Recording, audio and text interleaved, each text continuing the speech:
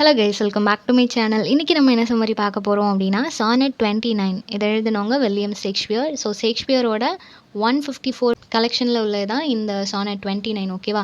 So each and every sonnet எல்லாத்துக்குமே அதோட first லைனை தான் டைட்டிலாக கொடுத்துருப்பாங்க இல்லையா? ஸோ இதுலேயும் அதே மாதிரி தான், when in disgrace with fortune and men's eyes. இதுதான் இந்த சானட்டோட ஃபர்ஸ்ட் லைன் அண்ட் ஆல்சோ இதோட டைட்டிலும் கூட. ஓகேவா? ஸோ எல்லா சானட்லேயுமே 14 லைன்ஸ், சானட்னாலே 14 லைன்ஸ் இருக்கும் இல்லையா? அதே மாதிரி தான் இதுலேயும் ஒரு ட்ரெடிஷ்னல் ஷேக்ஸ்பியரியன் ஸ்ட்ரக்சரில் தான் எழுதியிருக்கிறார். இதோட ரைமிங் ஸ்கீம் கொடுத்துருக்கிறேன், அதையும் செக் பண்ணி பார்த்துக்கோங்க. இந்த சானட்டுமே ஆஸ் யூஷுவல் அந்த ஃபேர் மேன் அவரோட ஃப்ரெண்டுன்னு மென்ஷன் பண்ணியிருப்பார் இல்லையா, அவருக்காக தான் எழுதியிருக்கிறார். ஓகேவா? ஸோ எப்படி ஸ்டார்ட் பண்ணுறாங்க அப்படின்னா, நான் வந்துட்டு இந்த ஃபார்ச்சூன் அண்ட் ஆல்சோ மென்ஸ் ஐ, இந்த சொசைட்டிக்கு மத்தியிலையும் ஃபார்ச்சூன் நல்ல விஷயங்களுக்கு மத்தியிலையும் நான் வந்துட்டு ஒரு டிஸ்கிரேஸ், எனக்கு வந்து கிரேஸ் கிடைக்கல, எனக்கு அதோட அந்த இரக்கம் கிடைக்கல, சொசைட்டி என்னை பார்க்குற பார்வையாக இருக்கட்டும், இல்லை ஃபார்ச்சூன் நல்ல விஷயங்கள் என்கிட்ட வந்து சேர்றதா இருக்கட்டும், எல்லாமே நெகட்டிவாக தான் இருக்குது அப்படின்றது சொல்கிறாங்க. ஸோ நான் வந்து தனிமையை இப்போ ஃபீல் பண்ணுறேன், என்னோடய கண்டிஷன் வந்து நான் தனியாக இருக்கிற மாதிரி எனக்கு ஃபீல் ஆகுது. ஸோ நான் வந்து அழுதுட்டுருக்கிறேன் அப்படின்றது சொல்கிறாரு. ஸோ என்னோடய ப்ரேயர்ஸ் எல்லாமே, நம்ம ரொம்ப தனியாக இருக்கும்போது சொசைட்டி எல்லாருமே நம்மளை இக்னோர் பண்ணும்போது கடவுள்கிட்ட நம்ம ப்ரேயர் பண்ணுவோம்.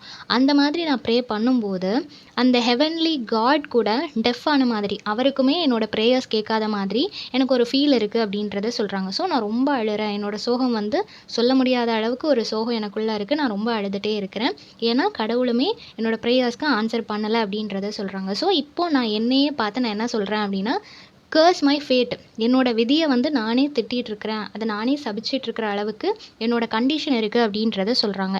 ஸோ இப்போ அவர் என்ன நினைக்கிறாரு, அவருக்கு என்ன வேணும், என்ன மாதிரி அவர் இருக்கணும்னு நினைக்கிறாருன்னா, one more rich in hope.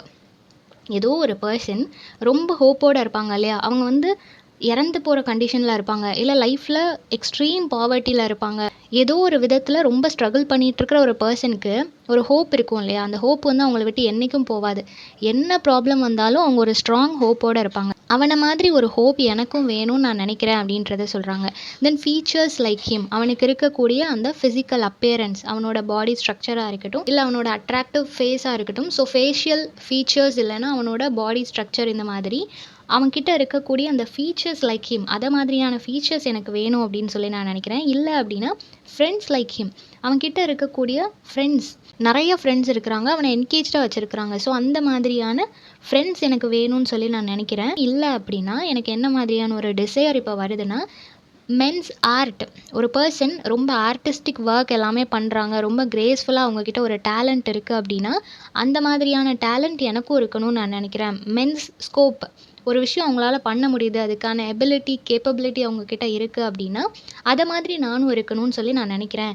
Even இவங்கக்கிட்ட இது எல்லாமே இருந்தும், நான் அவங்கள பார்த்து பொறாமப்படுற அளவுக்கு இருந்தும் அவங்க இது எதுலேயுமே சாட்டிஸ்ஃபை ஆகலை அப்படின்றதையும் சொல்கிறாங்க.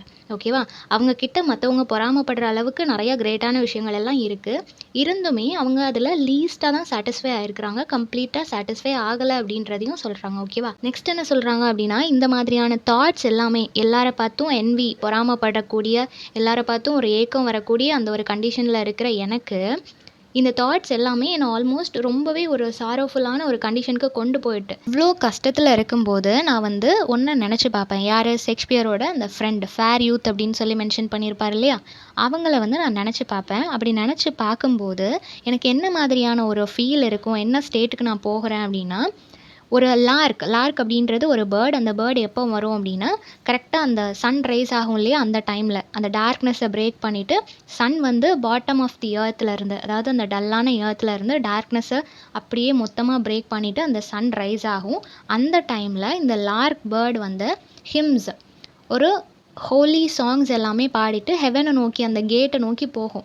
ஓகேவா? ஸோ ஹெவன் அப்படின்ற அந்த கேட்டை நோக்கி போகிற லார்க் பேர்டுக்கு என்ன மாதிரியான ஒரு ஹாப்பினஸ் இருக்குமோ அந்த மாதிரி எனக்குள்ளேயும் ஹாப்பினஸ் க்ரியேட் ஆகுது அப்படின்றத சொல்கிறாங்க. ஸோ எப்போல்லாம் உன்னோட அந்த ஸ்வீட் லவ்வை நான் நினச்சி பார்க்குறேனோ அப்போல்லாம் எனக்குள்ளே இந்த மாதிரி ஒரு ஹாப்பினஸ் க்ரியேட் ஆகுது, அது ஒரு வெல்த் எனக்குள்ளே கொண்டு வருது. என்ன மாதிரிலாம் நான் வெல்த் வேணும்னு நினச்சனோ அது எல்லாமே மொத்தமாக எனக்கு கிடைச்ச மாதிரி ஒரு ஃபீல் இருக்குது அப்படின்றத சொல்கிறாங்க. ஸோ ஒரு வெல்த்தியஸ்ட் பர்சன் மாதிரி அவங்க ஃபீல் பண்ணுறாங்க. எந்த அளவுக்கு அப்படின்னா, இப்போ யாராவது வந்து ஒரு கிங்க்கு பதிலாக ஒன்றை ரீப்ளேஸ் பண்ணலாமா அப்படின்னு சொல்லி என்கிட்ட கேட்டால், கிங் எவ்வளோ லக்ஸூரியஸான ஒரு பர்சன், அவருக்கு எல்லாமே கிடைக்கும், ராஜ மரியாதை, ரொம்ப சந்தோஷமாக இருப்பார். பட் அவருக்கு பதிலாக ஒன்றை ரீப்ளேஸ் பண்ணலாமான்னு சொல்லி கேட்டால் கூட நான் ரொம்ப அலட்சியமாக வேண்டான்னு சொல்லிடுவேன். ஏன் அப்படின்னா, எனக்கு உன்னோட மெமரிஸ் என்கிட்ட இருக்குது, உன்னோட லவ் என்கிட்ட இருக்குது. ஸோ அதை தாண்டி வேறு எந்த வெல்த்தும் எனக்கு வேண்டான்னு சொல்லி எனக்கு தோணும்.